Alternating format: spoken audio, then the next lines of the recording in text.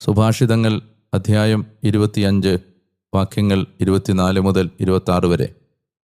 കലഹിക്കുന്ന ഭാര്യയെയും വിശാല ഭവനത്തെയും കാൾ മെച്ചം തട്ടിൻപുറത്തിൻ്റെ ഒരു കോൺ പറ്റിയുള്ള താമസമാണ്. വരണ്ട തൊണ്ടയിൽ ശീതജലമാണ് അകലത്തെ നാട്ടിൽ നിന്നുള്ള നല്ല വർത്തമാനം. കലക്കപ്പെട്ട നീർച്ചോല, മലിനമായ ഉറവ അതുപോലെയാണ് ദുഷ്ടൻ്റെ മുമ്പിൽ വഴങ്ങുന്ന നീതിമാൻ.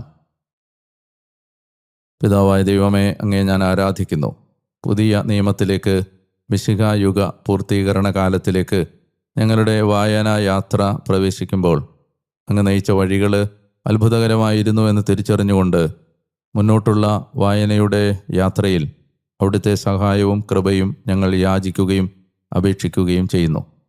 ഈശോയിലേക്ക് ആഴമുള്ള ഒരു വ്യക്തിബന്ധം രൂപപ്പെടാൻ ഞങ്ങളുടെ ഈ വായനാ യാത്രയിൽ ഞങ്ങളെ അങ്ങ് സഹായിക്കണമേ.